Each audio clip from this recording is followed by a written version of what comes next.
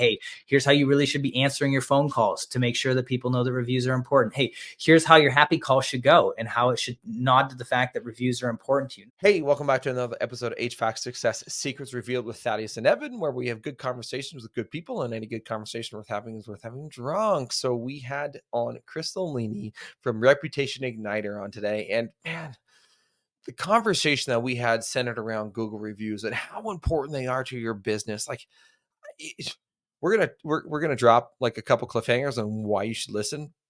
But fuck what we just said. Listen to the whole goddamn episode because it was absolutely phenomenal. But just to tease you a little bit, just a little bit of a tip. Evan, what was your favorite nugget from today? For me, it was just having a benchmark, having a goal, having a number that you should expect in your business for, if you're running 10 sales calls or 10 service calls, what should we expect back in terms of reviews? And so Chris highlighted that, gave you a benchmark to go after. And then we talked about all kinds of tips and how you can increase your number to make sure that you're hitting that benchmark for your business. Chris, what about you? What was your favorite nugget? I mean, there's a lot in there that it's hard to kind of narrow it down, but I would say, one of your guests actually set me up pretty nicely to just talk about like what is the evolution? What's the next sort of generation of reviews and review generation look like, and what technology can be leveraged in order to really sort of like 10x your results and your response rates? And I think the answer will surprise you, but it won't surprise you, and you definitely need to think it through for sure. And that was a great part of the episode. But even just before that, we talked about the one thing. Hey, look, we're struggling.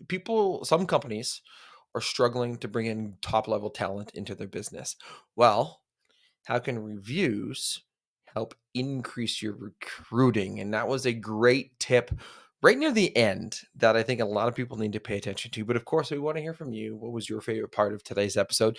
Leave that down in the comments. Send us a text, send us an email, send us a carrier pigeon, fucking smoke signals. I don't give a shit. Get in touch with us. Let us know what you thought of today's episode. Hey, sorry about the little bit of a technical delay. LinkedIn popped up and I can go live there. So get rid of it. But hey, here we are. I like this one, by the way. We weren't sure if you were going to make it on today, Evan. So just an honor Made of it. having that for me. So you made it. He is down live with us in Memphis, Tennessee at Graceland for the True Grit event with Joe Casero. But enough about us. Let's talk about our guest. We have Chris Lollini coming on. Probably should have clarified how to say his last name, but I think I nailed it. So we're good to go there.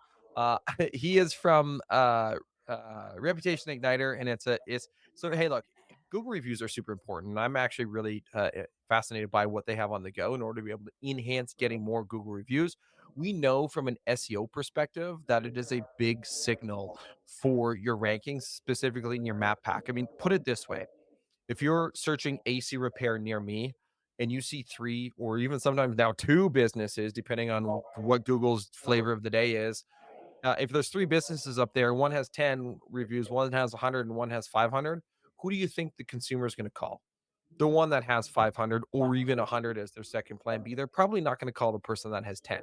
And so it's an important part for conversion aspects as well as ranking with inside of it. So I'm going to be fascinated to dive into today's conversation from that. But also, he's a man after our heart. He also had an agency a little while ago, transitioned away from that because he saw the gap in the marketplace for reviews. So super fascinated, super excited to dive in today with Chris. Absolutely. No, you nailed it. It's all about giving back and adding some value here today, and how businesses can really ignite their review generation. Haha, ba-dum-bum. Well, today's show would not be possible without our sponsors. We have CHIIRP, we have Elite Call, we have On Purpose Media, and in no particular order, let's actually go with Elite Call first. So, have you ever thought about outbounding your database to fill your dispatch boards with lucrative service and sales appointments and boosting memberships too? Okay, we'll enter in Elite Call, a US based call center that does just that for over 20 years, by the way. Their dedicated teams don't just make calls, they directly integrate appointments into your CRM and fill your dispatch boards. Don't let your competition get ahead.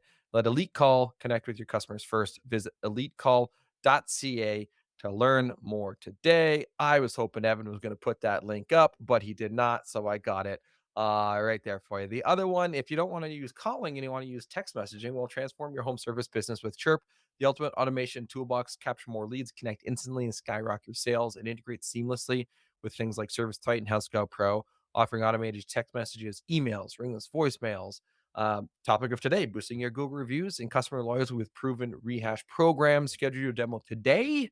Get an exclusive 25% off your first 3 months. Visit chirp.com/HSSR. And last and certainly least in this conversation is us, On Purpose Media. So enhance your online presence with On Purpose Media, your go-to home service marketing experts for everything web design, SEO, and PPC. Stunning, user-friendly websites, big old check mark beside that one. Increased visibility in search engines, also a check. Targeted traffic through effective pay-per-click ads. Yep, you got it. So let's turn your online presence into a lead-generating powerhouse. Visit onpurposemedia.ca to start your digital transformation and watch your home service company thrive in a digital world. Without further ado, we'll be back on the other side with Chris.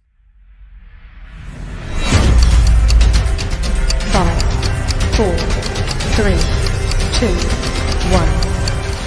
Welcome to HVAC Success Secrets Revealed, a show where we interview industry leaders and disruptors, revealing the success secrets to create and unleash the ultimate HVAC business. Now your hosts, Thaddeus and Evan. What up through the wild world of technology? We are live with Chris Lollini from Igniter. Thanks, guys, for having me. Appreciate it. Igniter. My bad. Yeah. Bad. Yes. Yeah. Well, welcome to the show. Welcome to the show. I know that you're drinking a pretty fancy whiskey over there. One that has a pretty cool story.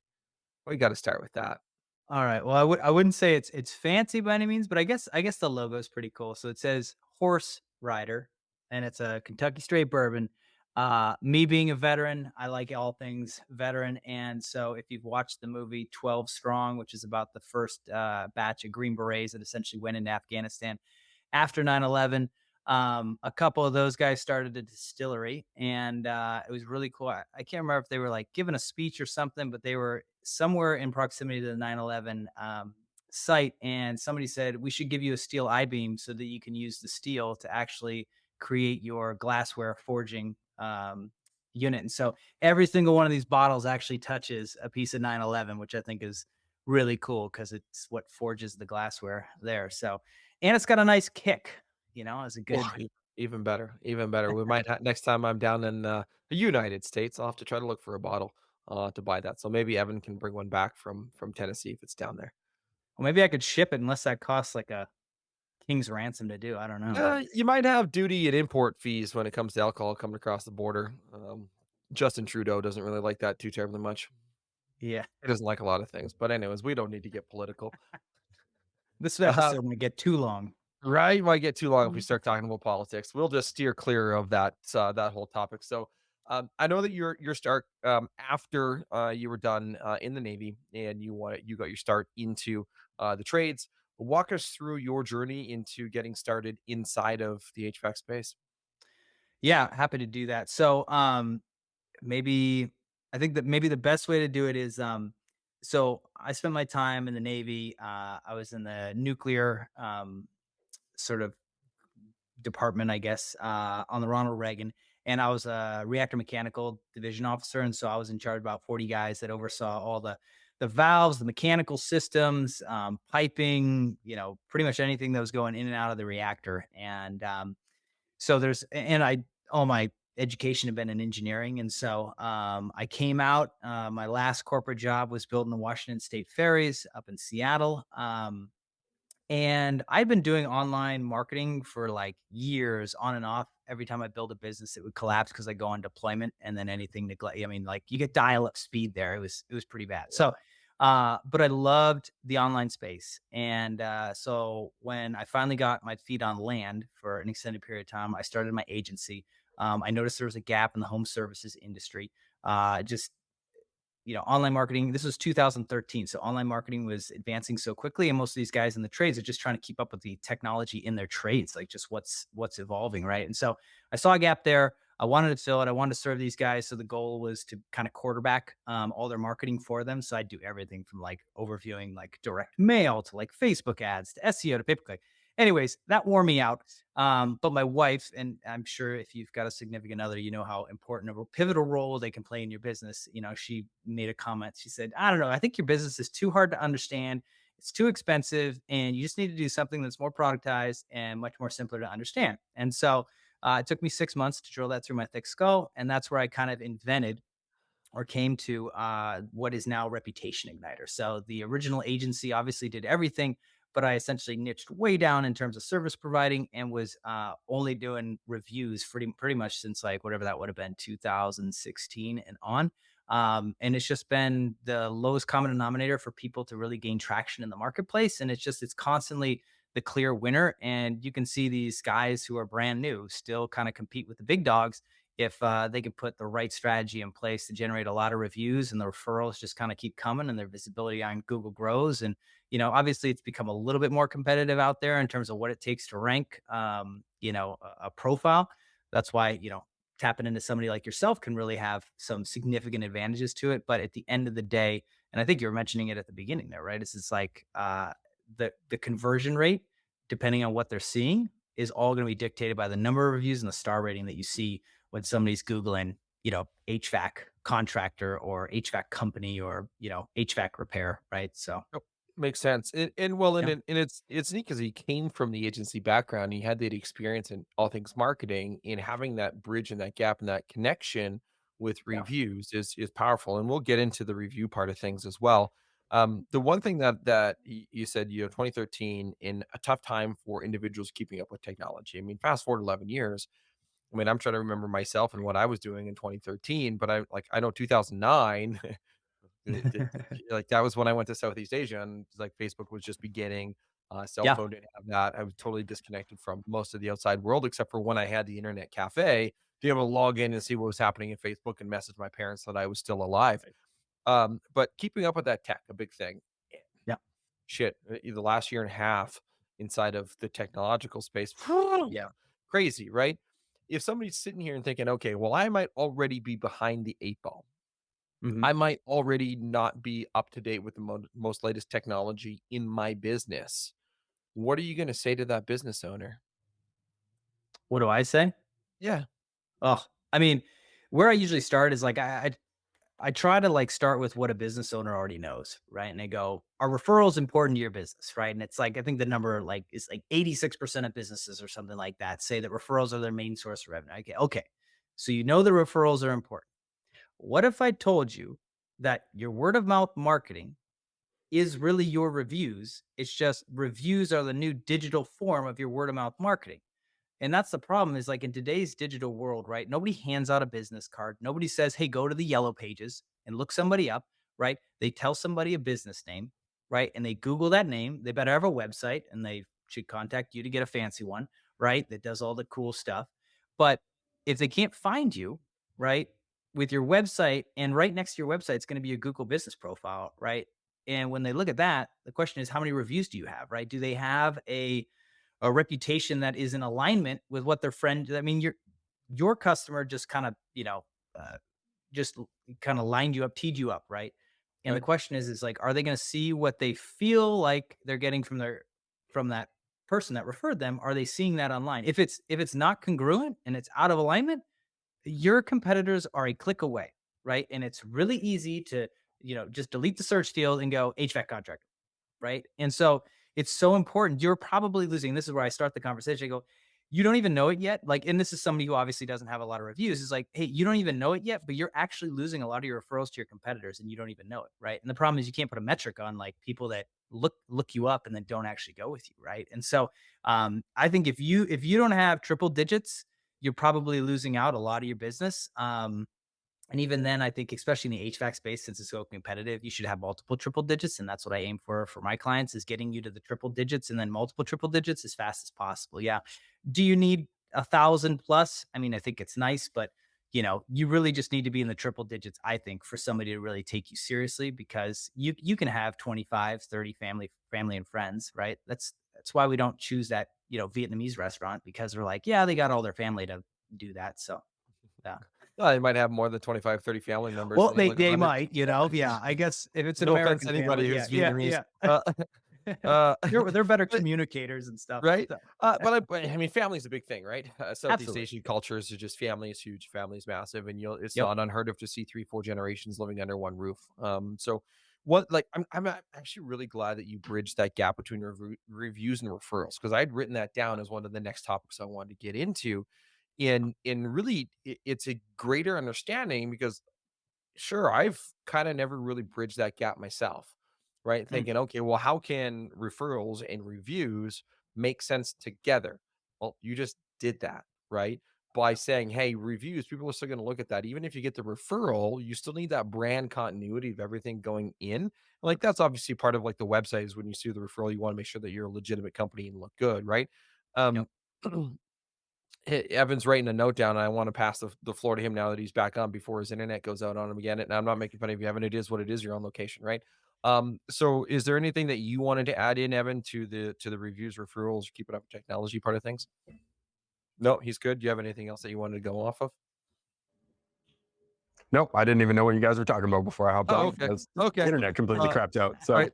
Yeah. I just saw you writing some notes down like he's got to have an epiphany on that. So is there anything else? So I guess in terms of like obviously seeing the reviews is one way to generate more referrals. Sure. By way of that, is there a form of an approach that you use or you teach or you coach on how to get more referrals within inside of your business? Because I see Yeah. reviews and referrals are kind of like very closely intertwined. It's 100%. I mean, they are the same thing, right? So the question you also have to look at it like a review is a referral that's online available from anybody, right? So it doesn't have to like actually be somebody that's in the network, right? I don't know. I did BNI years ago when I started my company, right? And I think it's like, Ivan Meisner talks about like every person knows 150 people, right? And it's like that's how you kind of multiply your network, right? So it's like, well, that person instead of being in front of 150 is in front of the entire population of the city or the town that you're in, right? And so that's a referral that's working for you 24/7, 365. So I think if you understand that, you can give more gravity to the like impetus to actually generate those reviews, right? And then the other piece that people don't literally talk about is yes, the number is important, right? And yes, your star rating is important. I mean, I think the big shocker, like if you're listening to this and you have less than 4 stars, you should be freaking out because 54% of customers will not use a business with less than 4 stars. So literally right there, half of your customers aren't even talking to you because you've got less than 4 stars, right? So we all know we want to be above like 4.5 stars. Pretty much it's a no-brainer. But the other thing you have to think about, and this is a stat that has been kind of like growing over time that I've always keeping an eye on, is the amount of review or like is how many people want to see the reviews in the last like 2 weeks or month or 3 months, right? And it's something like 86% of people want to see reviews with like they don't count a review as valid outside of 3 months, and I think it's now 1 month. If it's like older than a month, they don't even bring it relative. And I always give the example of that Chinese buffet that's always under new management, right? And they got the big sign under new management, right? And you're driving by and you're like, that's like, okay, like great. I'm still not going there because I don't want to gut bomb, right? But the idea there is that like it indicates and signals to somebody that you're still in the market, you're still providing good service, and you're still doing good quality work. But you also have to think from Google's standpoint, right? Who's Google going to showcase? Right? Google's going to showcase the business that is clearly serving people. And arguably, this actually matters more than your star rating, right? You'll kind of because you'll see people, you're like, well, that guy's a 4.1. Why is he showing up above me? I'm 4.9. It's like, well, that guy is getting reviews on a regular basis. And that's indicating to Google that they're serving customers. And so there are more relevant search result to be displaying in the maps pack simply because they're getting more reviews more recently, right? So that's one of the biggest things that I kind of drive home with my clients is like, look, we have to set up a system, right? And that's my engineering piece. Like the brand and the strategy stuff that you guys do, like that, like it makes me drool. Like it's just so hard for me to wrap my brain around because I'm a systems guy. Like everything I do, it's all engineer. I'm engineering processes into the business, and the way that we operate is we're always focused on how do we build a system inside your business that is arguably invisible to you and your people that just kind of runs on autopilot and generates and builds an incredible, great relationship or reputation for you, right? So that's always kind of the focus because one more thing to think about is too many things, right? And so our focus is on how do we actually create some sort of an integration. And there's lots of softwares out there that create and have integrations, right? And so the importance is making sure that that triggers at the right time inside your business, right? If you're sending out an estimate to somebody, you should not be triggering a request for review. Are you sending out an invoice? Well, then you've completed work. You should probably be sending out, a request for review. If you're tied into like Service Titan, you could do it after the job is completed. Same thing with like Sarah or Service Fusion or whatever software that you're using, right? And we just plug into these And then what the important thing is just bringing the information over so that somebody's not manually typing in, first name, last name, email address, and phone number, right? And we'll hit them up on text and we'll hit them up on email. And then we just follow up, just at a regular routine because people forget things, right? They're, you're not the most important thing to them, but you have to do it in a very specific timeline, especially in the HVAC industry. It really needs to be like you have to be following up within 24 hours, right? And hopefully get the review within 72, because outside of that, like, no offense, but they got a lot of stuff going on. Kids got to go to soccer practice, little Jimmy just got expelled from school, like, or they hit the side of the house on the way out of the, there's just a million things that are going on in their life. And so the most important thing is how quickly you're actually reaching out to that person. And the other piece is you got to make it easy for people, right? No offense, but sitting there and like saying like, hey, can you write us a Google review? Like, first of all, socially, it's very uncomfortable for the person you just served, right? But secondly, it's really hard. Like, they got to go Google you and find you and all that stuff. Give them a link. Google has links. Just make sure that you're using your, place ID there so that it's not something that gets broken really easily. That's another thing that people kind of mess up, is they're not actually using Google's API. And so on top of that, you can have some issues where somebody says they wrote a review, but Google doesn't validate it for whatever reason. But anyways, man, I could probably obviously go down lots of rabbit holes here. So just I think you keep me on track. I think there's a lot of notes and a lot of squirrels that are going to go. I have a really quick question, and then it's unmuted. The average star rating of what do you think is the best for conversions? What do you think it is? I'd say you really have to be above 4.5, I think. Sure. But I would say you should really aim for like 4.7 is pretty solid, right?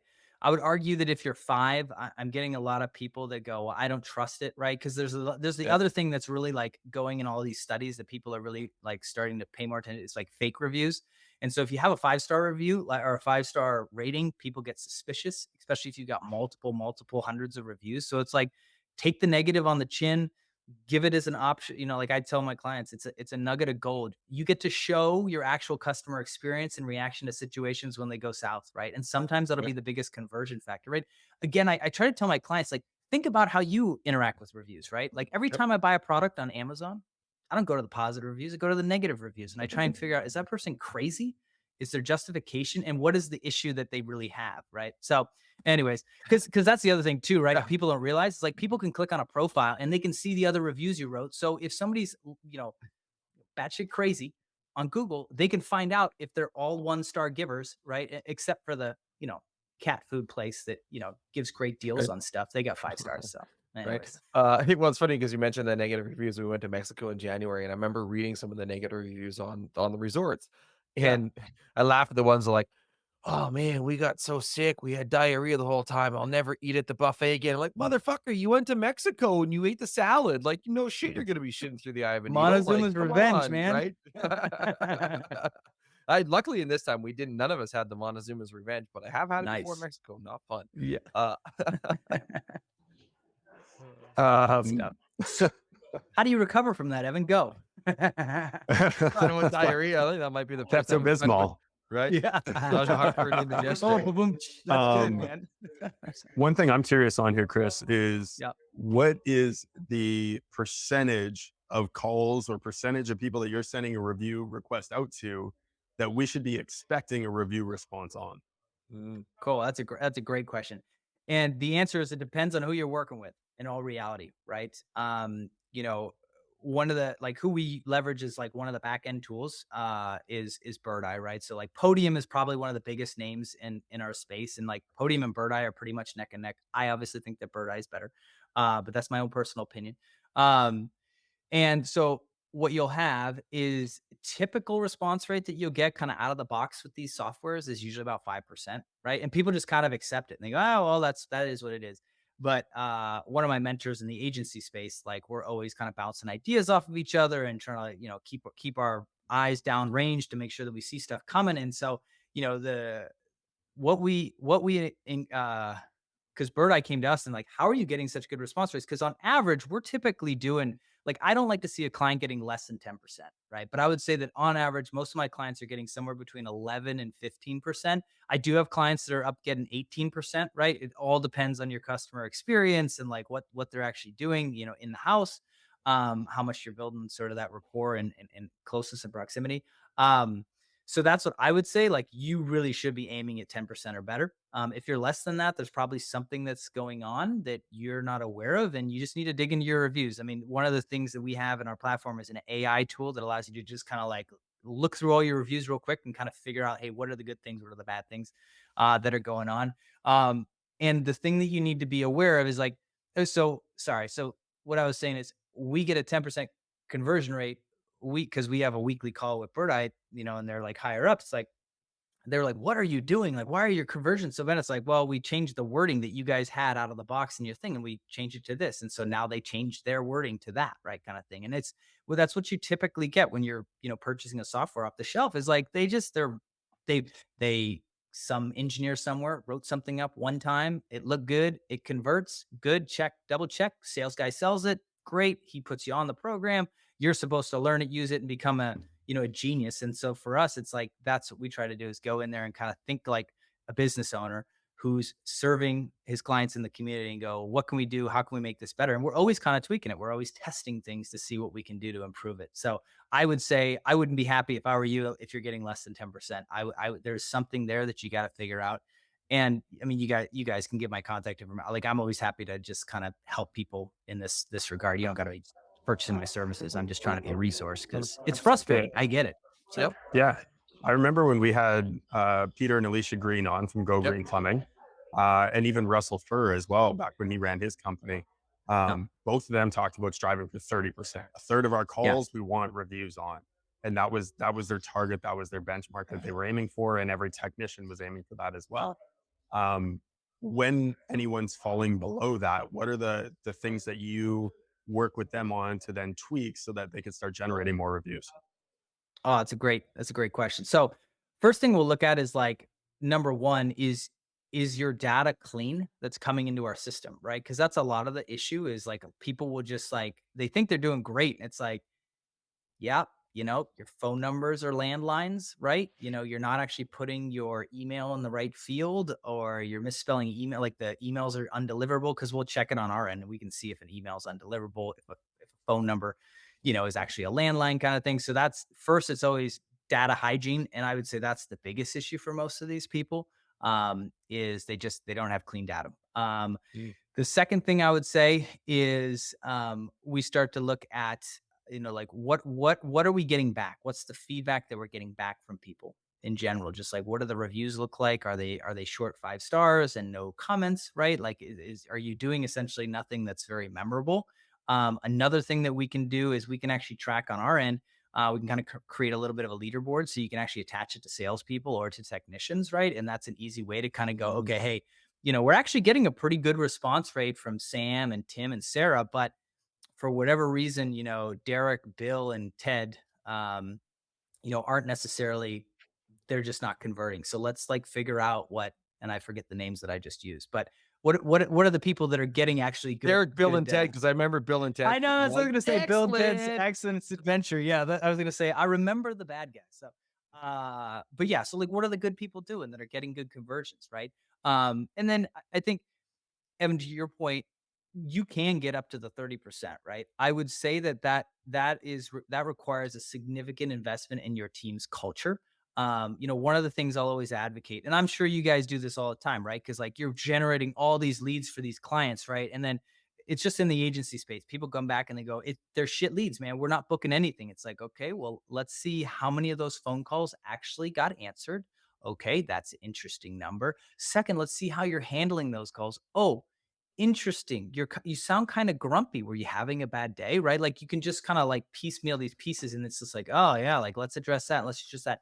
And so all that to say is that, like, you have to create a culture around it and make it important. So one of the things that I tell my clients, like, hey, what's really cool is my system tells you when you got a new review.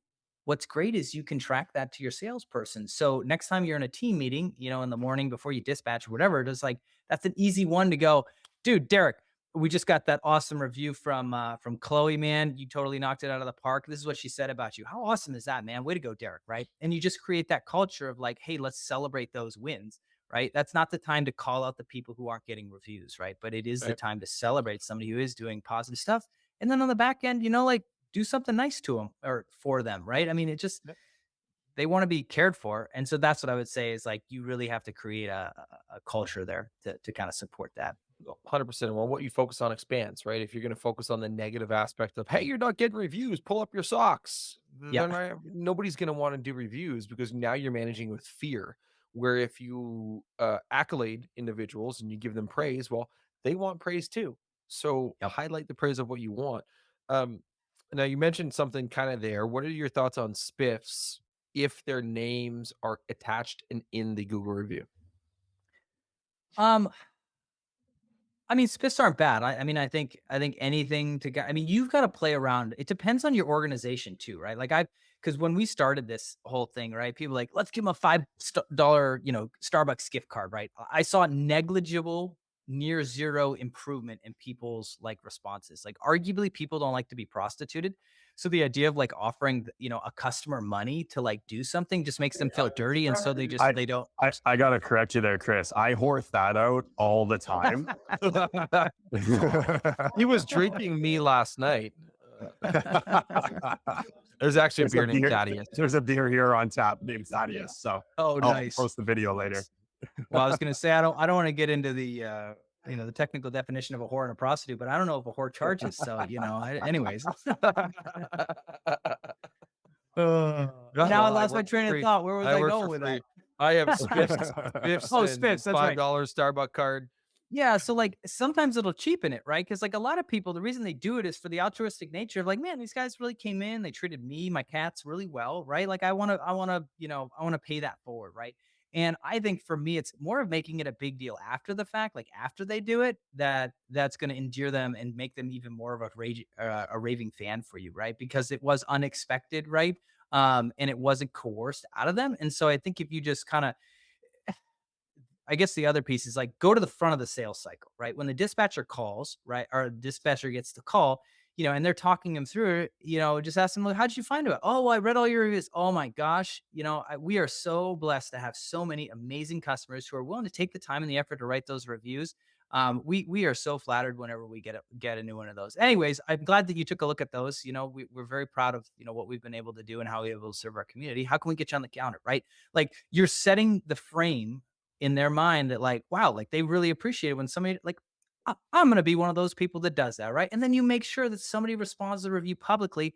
And, if you can set up something where the owner, writes a handwritten card. By the way, you can automate that through a service like Handwritten, like, Bob, don't worry about your shaky hands. Like, it's okay. You don't have to do cursive. A robot will do it for you. Right. Like there's just different ways that you can really kind of send a different message than anybody else. So, yeah. Mm-hmm. But the Spiffs, it depends on your culture. That's what I was getting at, right? Is it depends on your culture. Either it can motivate some people or it can turn people off, right? And you just got to find the right balance for you.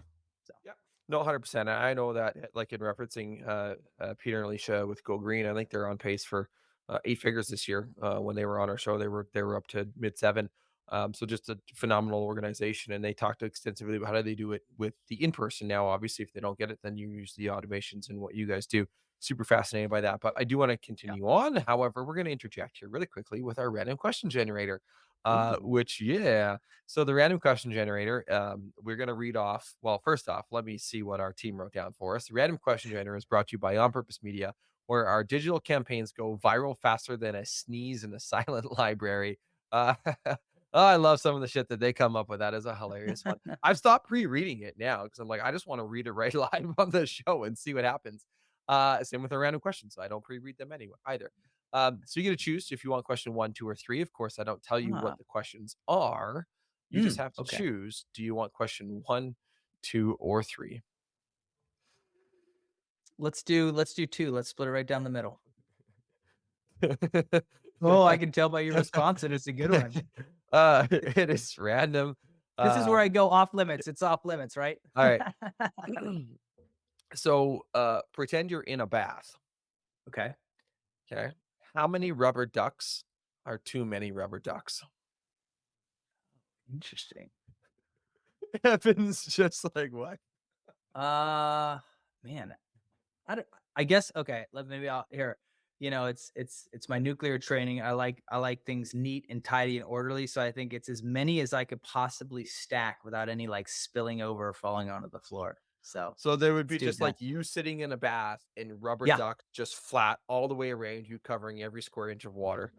Oh, well, I thought I was enjoying a nice bath, so there's water in it, and this was more of like an architectural engineering feat of like how many ducks I could like stack high, and then at the last moment like sink underwater, and I forgot I was talking to a ducks. That was from Nita. I forgot I was talking to an engineer on this, and it would have been I'm gonna quite nuke it literally out, taken. man. Yes, yeah. Big Uh, next level. It was for me. It was the seriousness at which you asked the question. That's what got me. That's why I was dying. So Oh. that was fantastic. Granted, I was just like, I'll add the bath part in there. The bath part wasn't there. That was just me adding that in. I read the question. I was like, geez, it's okay. Just be glad that I didn't ask question number 3. Would you rather be a reverse centaur or a reverse merman? Oh man, That was question number 3. I'm good. I'm glad I didn't opt for that one. Well, since we're on a random topic anyways, and we just talked about, or eat that out. What do you call a child born in a whorehouse? What? A brothel sprout. There you go. I hope Geez. that wasn't stored in your head. He has a lot of random stupid jokes that are stored in his head, and I don't know why. I see why there's no space for other things. Heyo. It's okay. I just got in shit for saying the third question because she likes to reuse those. So sorry, can't reuse that one. Just gotta work extra hard now. So it getting back into the review part of things. I mean, there's a lot of different ways that I can go on this. One that I want to talk. You talked about text and email and automating some of the process, and even kind of going back to a little bit of Devin Murphy's question. Can you set it up where reviews write themselves and the customer only has to click submit? I mean, that's pretty fascinating. I kind of want to get into that question in a second, but I do want to lead off with the part of what's the process like to get the review, right? Because that's kind of the second part, right? And so in following up, like how soon after, so if you're in Service Site and Sarah, House Call Pro, whatever it is, job is marked as complete and you send that review. How soon after that is it happening? Is that happening in the house or is it happening right after that? How many touch points and how long did you go for it? Good question. So typically for us, like it all depends on obviously the client's software and how quick their tech is, putting in the information, completing the job or whatever, right? Sometimes guys wait to the end of the day and they'll just go boom, boom, boom, boom, boom, right? To just kind of batch activity and stuff like that. So, that, or if we're tying it to an invoice, it'll come out. So it all depends, obviously, when that goes out. I like to, even if like, let's say that we're doing a job completion, we will typically still put like a couple hour buffer just so it doesn't seem super weird, right? Like you walk out the door, like the guy walks out the door and your phone texts, like that's just like, woo, like that's too much, right? And you also might be kind of emotionally charged from whatever that person just shared with you, right? And you just kind of need to come down from that, like, hey, this repair is going to cost you $3,500. I don't have $3,500, but my kids need to sleep or whatever the situation is, right? So usually just putting some buffer in there. But I like to see it somewhere between 4 and 6 hours, like after the technician's in there. And then obviously we try to make sure that we're not doing it past like 8 p.m. at night and stuff like that. The nice thing with email is like email never really like it doesn't disrupt somebody's day kind of thing, right? We still typically see better conversion with the email piece just because people see it as like a to-do item and they'll just like keep it in their inbox. Whereas a text message, we only send one text message because it can get pretty like feeling of harassing, and we just like to stay away from that. So we usually just send one text message. Those are the people who are just like, those are usually the millennials and the Gen Zers, right? Or who are just like, oh, boom, boom, boom, boom, boom, right? And Hey, now careful. Is Evan's one of those soft flowers, huh? Okay, we'll just Careful, Hey, you might trigger him. Anyway, sorry, continue. Come on now. Yeah. But then typically our follow-up is like, we will do 2 follow-ups or 2 reminders, and those will be 2 days apart. Now our software is smart. And so if somebody's already clicked on the link, tried to provide a review, feedback, whatever, we won't send those follow-ups. So like, it's just to make sure that like they kind of get it done. Now, that being said, we accidentally kind of ran this test for a client just because the client, I get these clients, what are we doing? Sending more than 1 email. I was like, cool, John, you got it, man. Like, we'll just take out any reminders, right? And he's like, yeah, we should only be sending 1 reminder. I said, cool. 4 months later, I get the email. Hey, your system's not working anymore. I'm not getting any reviews, or at least I'm getting a fraction of what I used to. Yeah. Yeah. It literally cut his reviews in half. And we said, so John, referencing your email, do you want us to turn back on the reminders? He goes, yeah, I don't know who did that. And I was like, John, did you read the email, buddy? Like that's from you. So anyways, man, that's kind of our thing. It's like the follow-ups are important, right? I know you don't want to Right. bug your customers, but people are just busy and they want to do it. They genuinely want to do it. It's just that like they're juggling so many darn things. And, you know, as a parent myself now, like I wasn't when I started my company, right? Like I totally get it. There's things that like I should have done in the 30 seconds that it first came up, but I do it 3 weeks later just because priorities are priorities, right? So Kids. yeah. Kids, they I and then they end up giving you teeth marks in your forehead. I love that part of the conversation because, you know, one of the things that I talk about, at least in our sales calls when we're having a marketing call with a client or a Yeah. prospective client, is that, you know, we're seeking to be a partner with you and work with you for the long term. Sometimes that means having uncomfortable conversations and disagreeing with what it is that you're suggesting with us. Are you okay with that? Yeah. Because in situations like that, you know, yeah, sure, we can turn off the reminders, no problem. Just so you know, the impact to your reviews will be dramatic. Is that something you still want to move forward with doing? Right. And now you have that real conversation with the business owner. So you let them know, like, this might be detrimental to the end result that you're trying to achieve in your business. Yep. It's a hard conversation to have. Yeah. I mean, all right, we got to go down this rabbit hole a little bit, right? So Absolutely. I love that you mentioned that because, you know, and this is one of the things I think that's really, really important for people to understand, right? Like, there's been this, I think that in any HVAC business, there is an evolution of your marketing, right? And it starts with my niece is going to make my website in Squarespace. Well, you don't even know it's Squarespace, but your niece is going to make the website because she does it in college or she's really good at it in high school, right? Then you graduate and you show up at a BNI meeting or a LATIP meeting or whatever, right? And then you have the dude at BNI make your website, and the guy is old and crusty, and he was around before the internet, like he was messing around with actual, like, you know, semiconductors. But hey, you got that referral, and thank you for closed business. You did, man. So high five. And then, you know, some young, greasy, bespeckled kid comes in and he does SEO. And so you hire that guy because, you know, everybody's talking about the SEO and you got to get the SEO. And so you hire the guy to get the SEO and he gets the SEO. And your business is growing. So you think that these things are really kind of maybe working, right? But then maybe there's some day where you take a cold shower or, you know, one of your customers slaps you or something, right? And you kind of wake up and you go, I got to make this an actual business. Like I got to step up my game, right? And maybe you go to a Joe Casera, you know, seminar, or maybe you're at AHR Expo, right? And you go, I need one of these actual full service agencies. And I think what people need to understand and why there's validity in having a full service agency or an agency that actually, you know, does or specializes in something. The importance there is that, and this is why, you know, partnering with you guys makes so much sense for people, is because you are looking into multiple HVAC businesses, right? Anybody that owns an HVAC business, unless you're like the 0.00%, you only have the one HVAC business. And that's the only HVAC business you know. And so how are you going to get somewhere you've never taken your business before if you haven't been there before, right? And so that's the power, like you're saying, is that having those tough conversations with your clients and being like, hey, just so you know, 40 other clients, or what we've learned from, you know, doing 200 of these campaigns for HVAC owners just like you, is we know XYZ. Like that's what you're paying the premium for. Cause like, I get it. Like, you know, you guys aren't cheap, right? And for a reason, right? You're hiring good quality people to do good quality work. And especially if they're in the US or Canada, right? It's not like you're outsourcing everything to the Philippines or, you know, Eastern Europe or something like that, right?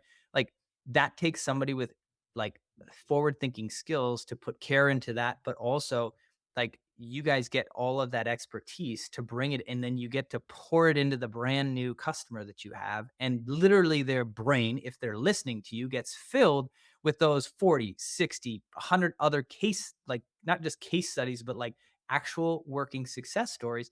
They get all that poured into their head. Now that is different than going to a Joe Casera, because that's obviously very focused on something different in their business, right? But from a marketing standpoint, that's the power of hiring an agency, is they're looking across multiple businesses, right? Same thing with like what I do with the review side is like uh, hundreds of clients, right? And we are very well versed in this. We've been doing it for over a decade. Just I don't know how long you guys have been doing it, at least like 5-6 years, right? So like there's a lot of intellectual property that's getting poured into whatever's being executed on your behalf. Like I invite you. I know you know your business very well.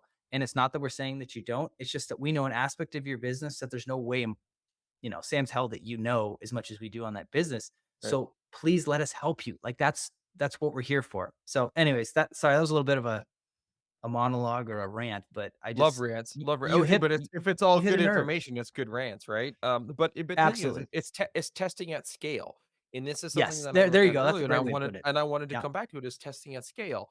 You have let's just use easy math, 100 clients. Okay, great. Well, you want to test Sure. something out on 30 clients at a time. Well, you can batch out a test of 30 different campaigns. The data you're going to get back is way quicker Yep. than if you're your singular business testing it on one thing. The Yep. data is going to take a lot longer to be able to come in. So now when you test at scale, you have the ability to say, oh shit, we tested this on 30 for clients. Holy shit, we increased our conversion rate from 11 to 13%. People might not think that 2% conversion is a big thing, but if you're doing 100 jobs, that's 2 reviews, right? And it just goes and it spirals. But now you can roll that out to the other 70 clients Mm-hmm. and see the incremental result, right? Whereas it's going to take a lot longer from a singular business to be able to do that. So I love that testing at scale philosophy. That's what a lot of people do, though, is that they let their ego go to get in their way, right? And as Uncle Joe says, your ego is not your amigo. Shout out to Joe since we're out of bed. But it's being right to your own demise versus being wrong, admitting you're wrong, letting the marketplace prove what's right to your own prosperity, right? As a marketing company, we love being wrong because Yeah. we're finding solutions and we're finding opportunities that we might not have seen, but we're testing out different things that we think are going to be right and allow the market to dictate what is right. Yep. And when you do test things out, like Thad said, on 30 different companies at a time, it allows you to look for, what are individual market trends versus what is a global trend that's going to work across the country. Doesn't matter if you're in Florida or Oregon or New York or California, it's going to work consistently and it works everywhere. And that's that universal trend that you can pick up on. So when it comes to review generation, what are some of the outliers that you're seeing from clients that are getting the best results? What is it that they're doing differently that's allowing them to exponentially succeed in review generation? I'd say number one is their business is in the Midwest, where people are so kind and so warm and loving that they'll write a review for just about anybody. No, I mean, that's actually a real thing. Like we do see like our customers that are in the Midwest, like they just get a ton more reviews. If you're like in the Pacific Northwest or you're in the Northeast, man, like people are harsh, you know? And so it's just the reality of it. And I that's a great question, Ev, because what I was going to point out too is that yes, there are global things that are relevant to the HVAC industry, but there are also regional things that are important to the HVAC industry. And the last thing I will say is it's important to work with somebody who specializes in your industry, and the reason is because if they're constantly changing up and retooling for your business, because they just did it for a restaurant the other week, and then they were doing it for this other guy who has a power washing business or whatever the case may be, like they're not necessarily the expert, and they can't actually see these trends because they're looking at radically different businesses. And I'm sure if you're an HVAC owner, you can verify that your business is a lot different than a roofing company, right? And your business is a lot different than, a carpet cleaning business, right? So like the importance of working with somebody who specializes in your niche is it in today's day and age, there's no excuse for you to go to a generalist marketing agency. Everything you should be doing is focused on somebody who has specific industry knowledge in the HVAC space. I hope I don't get a whole bunch of hate from a bunch of agency owners who are generalists out there, but it's No, you're right on that, because I mean, or even just a broader home services. And so looking at the company, who do they serve? Okay, HVAC, plumbing, electrical, solar, lawn, all sort of things that are similar avatars and similar pain points for the most part. You go to somebody who's doing HVAC, and they have a plumbing, and then they have a medical, and then they have a lawyer.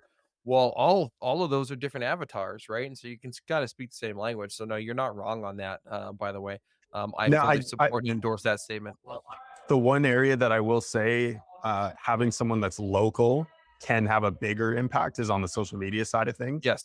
Because Oh, if they can show up and start recording some pictures and recording videos for you because they're in your local market, the impact is exponential. So I will say that that is the one area that has the potential to have a bigger impact for a local company.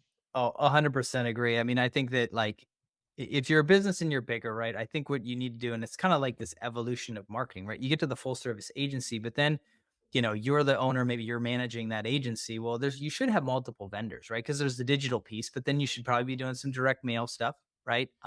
You should be doing social, but literally, I think social is the first thing you need to be bringing in house as soon as possible. And it should just be like a piece of that marketing coordinator's job. Cause like you're saying, like it needs to be done on a local level. Like you just can't have an agency in New York be doing, social media posts for an agency or an HVAC company in Dallas. It's just going to be incongruent and just disingenuous, and it will actually have the opposite effect. I'd arguably like just don't post until you can post, right? And then if it's getting stuff from the guys on the field, like that communication just kind of needs to be there. But you do need people that are specialized, because like you could lose a lot of money doing pay per click by yourself. Like there are so many like switches and options and stuff that would just like bleed you dry and lead you just about nothing. So that's the other piece, is the Right. experience on the platform and stuff. So, but that also goes back to that testing at scale, because you have a PPC Yep. company now. They can say, "Oh, hey, there's this one thing that we're going to see," and they're going to get the data back a lot quicker than you would. So,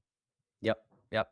But Evan, Uh, sorry to answer that question in full transparency. Is like it's the company that has a culture Hmm. that literally all we're doing is plugging a tool into a system into that just accelerates that culture, because we're making it easy for the customer to take action on everything that they've experienced, right? So like, and that shows in the reviews and like how long, like what people write, how much they write, and all that kind of stuff, right? So again, there's a lot, for me at least, there's a lot of coaching to the business owner of like, hey, here's how you really should be answering your phone calls to make sure that people know that reviews are important. Hey, here's how your happy call should go and how it should nod to the fact that reviews are important to you. Not doing anything, overly direct or in a harassing manner, like write us a review, or, well shut off shut off your furnace or something like that. Not like that. But Right.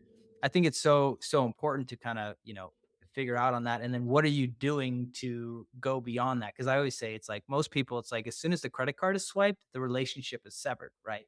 But you've got to continue it on beyond that credit card swipe. And that's why asking for a review, because what that also is doing to referrals is it's saying like, hey, maybe they don't write your review, but at least they know that you care enough that the system or the service went well, that if they did refer over their brother Tommy or their sister Sarah or whatever, and they came over and you screwed things up, at least they know that you have a stopgap to make sure that you're going to go and make that right. Right. So that's again, like the other thing is like, I look at it as we're a feedback mechanism in your business, and you just happen to get reviews as a result of the good feedback that you're getting, kind of thing. Sounds like Simon Sinek said that, or something along the lines of starting with Yeah, why and probably. reverse engineering that. So, but you're right. Like, yes, culture is important. That's actually Nita over there. But in like somebody that I think has a great operator and has a phenomenal culture is Amanda Triolo, and we've had a couple episodes with her on, and one we went deep on culture and what they do. Definitely, find that. If you're We'll put that lucky, I'll link. get another one tomorrow too. Oh, even better. Get her on the podcast while you're down there. So I'm sure I actually her and I know her and Brianna are down there at the Yep. True Grit. But we'll link the episode in our show notes for later to that specific one with Amanda Triolo on it, or maybe the couple that we've done. So I do want to get into this one though, because I have a feeling that he might have some insider information here. Where can you set it up where the reviews write themselves and the customer only has to click to submit? Yeah, it's funny you should say that. We have the technology, and we're starting to like slowly roll it out. I want to test it with some clients who and here's the thing, it's like I know Google is embracing AI. Google's a big proponent of it and all that kind of stuff, right? And the way that we're going to implement this, and I'll share that in a second, but giving kind of the context, right? Like we all know that AI is going in that direction. I'm sure you guys are using, AI to generate content, right?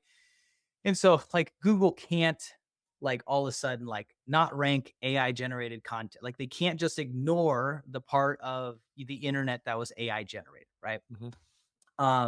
It's coming too fast, it's coming too bulk. I think they just need to realize that like, hey, it's just a piece of it, and that they've got to just adjust accordingly, right? So the question is, how what does the future hold, and how would Google feel, right, if they realized that we were using AI to assist customers in writing reviews, right? Now, there's the very like optimistic part of me that's like, well, Google's always been very pro, like, hey, like you can see it, like they have it in their not in their terms of service, but in like their guidelines and stuff on a GVP, is they say like, go get as many reviews as possible. Like literally send this link to everybody. We give you this link. We want you to send it. And they're smart because for them, it's all about if they can have more user data, the more customer data they have, the better a resource they are to potential searchers. And that's why like 92% of searches are on Google. It's like, Mhm. it's because there's the most details. And I forget what the number is. It's like something like 70, I think it's like 73% of all business reviews are located on Google, right? Like, why do you think that is? Because, you know, Yelp has, a zero tolerance for like, anybody that wants to try that isn't the king or the queen or the duke or the duchess of, whatever the place is to actually post a review. And so I think Yelp has totally lost. Like, I think they're just on a slow dying trajectory, right? Until hopefully Microsoft just buys them and integrates them into their platform when they're on their deathbed, right? But like Google is the king and it will continue to be the king. And so the importance there is just thinking through the fact that like, I would imagine that Google would want more people writing reviews. Well, from the studies that I've kind of seen, right, is it's like 22% of people don't know what to write about a business. So when you even Mhm. just propose to them, like, hey, would you write a review? They're like, yes, I'd love to write a review. What would I say? Like, what do I Mhm. talk about? Right. And then also from that same kind of study that we did, like 32% of people just don't have time to write the review. Right. So it's like, I want to write a review, but between the baby pooping in their pants and the toddler climbing, to grab the hot, coffee off the stove, like And the there's toddler not pooping in their pants too, let's be that, real. that happens too. Yeah. um, you're in a situation where like, it's hard, right? So you got to overcome all of these like hurdles in somebody's house. So again, like the reason you're not getting reviews isn't because people don't want to, it's just because most of the time they don't have the time and they don't know what to write. So that's where for us, we've created AI that will actually integrate, like it will interface with the customer and just say, hey, if I wrote a review for you, would that be something that you'd post, right?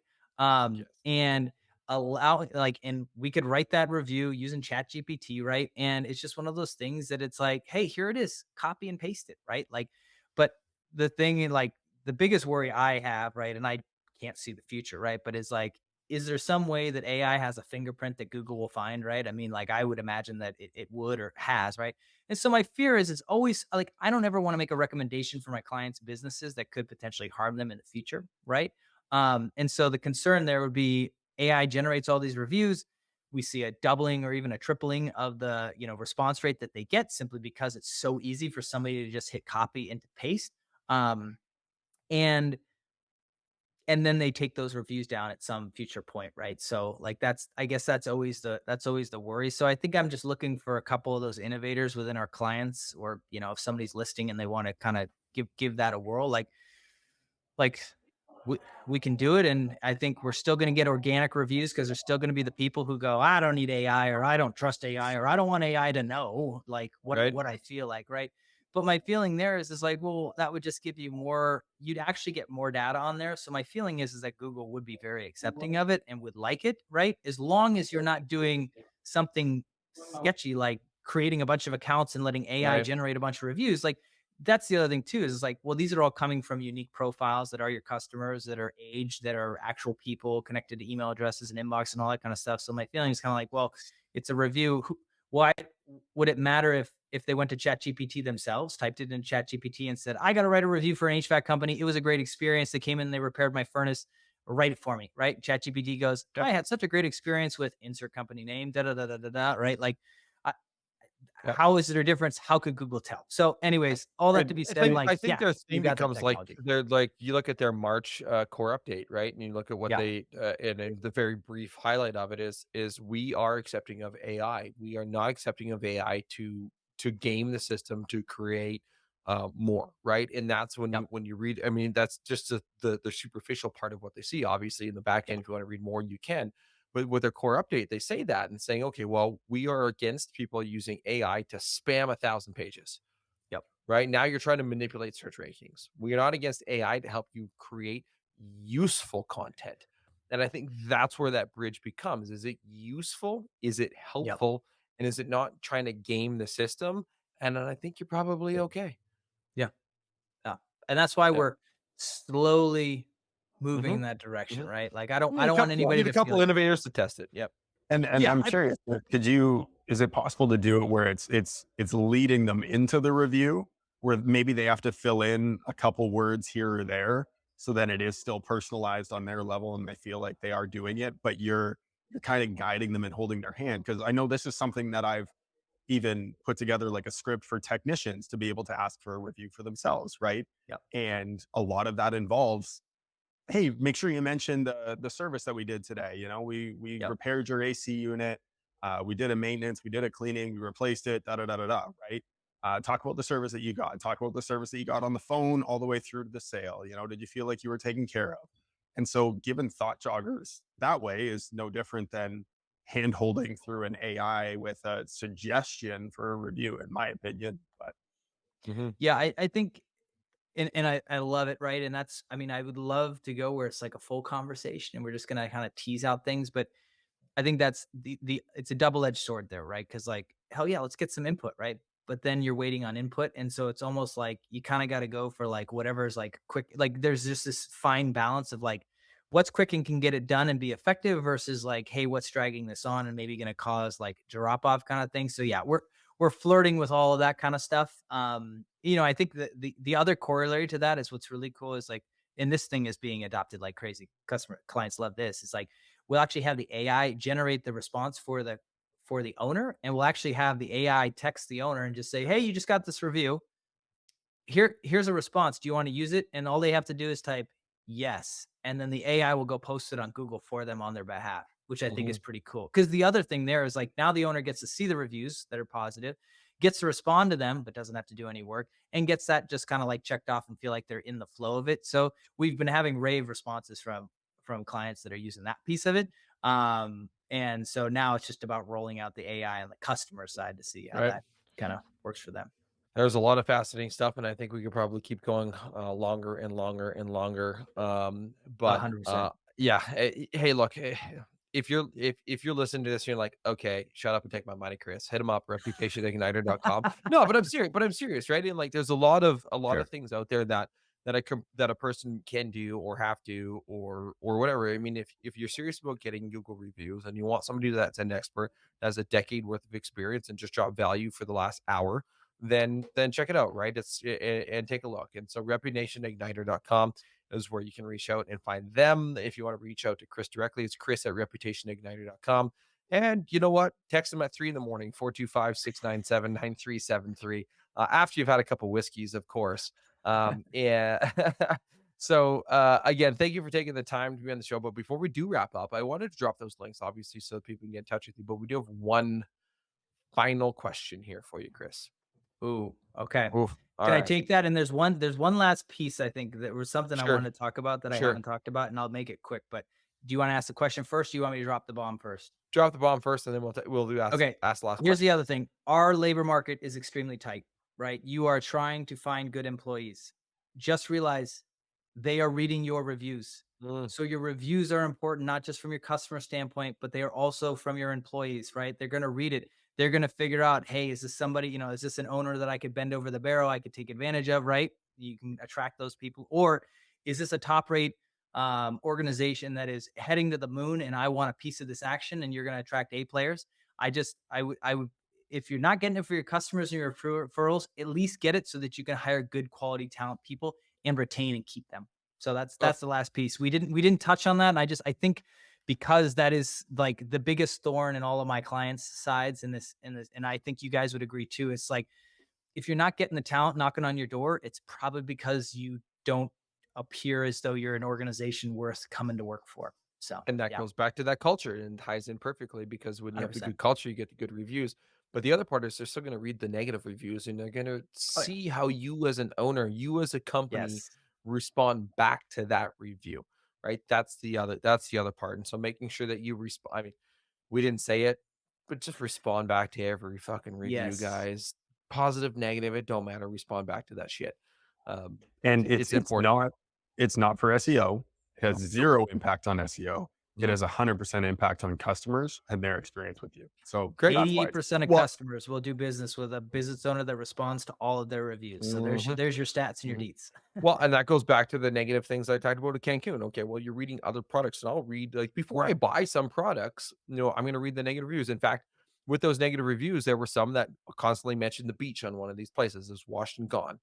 Okay, Mm, well, I have kids that want to enjoy a beach. Well, I'm not going to go to a resort where the beach is garbage.